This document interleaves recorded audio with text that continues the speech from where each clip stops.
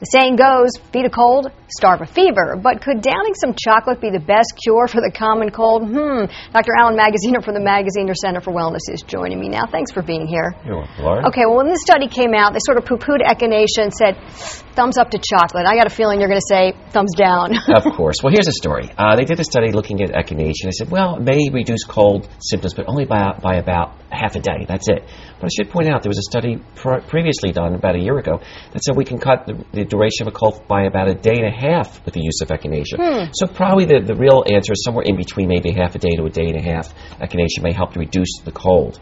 But as far as the chocolate now, what they found is that there's a naturally occurring component in chocolate called theobromine that actually may help reduce symptoms of a persistent cough. But we're not saying go eat chocolate. We're saying that there might be a component within chocolate that may be beneficial. So at some point they may extract this and then put it maybe in a cough syrup, and it might help people out there. Exactly. That's what they're looking at doing now. Okay, and by the way, I take echinacea. It helps me. A lot of people, I find it helps quite a bit. All right, this is another big one. The EPA is working on this new list of things that are toxics in the home, and not the obvious stuff that's sort of under the kitchen cabinet, but some other things we might not recognize.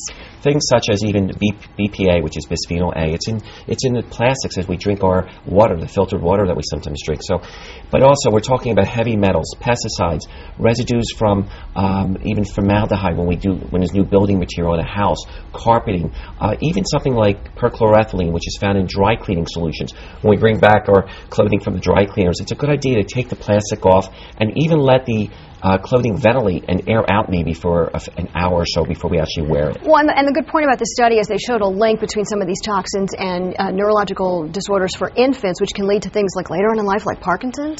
Not only Parkinson's, but first of all, with all the rash of children's disease we're seeing today, autism, ADD, developmental delays, behavioral problems, it turns out that probably anywhere from maybe up to 20% of these conditions, there might be some link between chemicals that these children are exposed to in utero and in early development.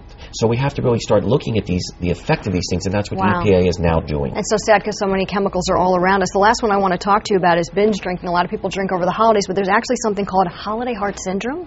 Holiday heart syndrome is when someone develops an irregular or rapid heart rhythm as a result of binging, typically, of course, on alcohol, but it can also be as a result of eating those sweets, sugars, and the salty foods that we eat during the holiday times. And frequently, it's a combination of these foods together that can put someone over the top. So we have to be careful not to overindulge during the holiday season. Plus, the caffeine and the alcohol, not a good mix. All right, Dr. Alan Magaziner, as always, thanks for being with us. Enjoy your holiday. Thank you, you too. Have a healthy one. Thank you, you too, Lauren.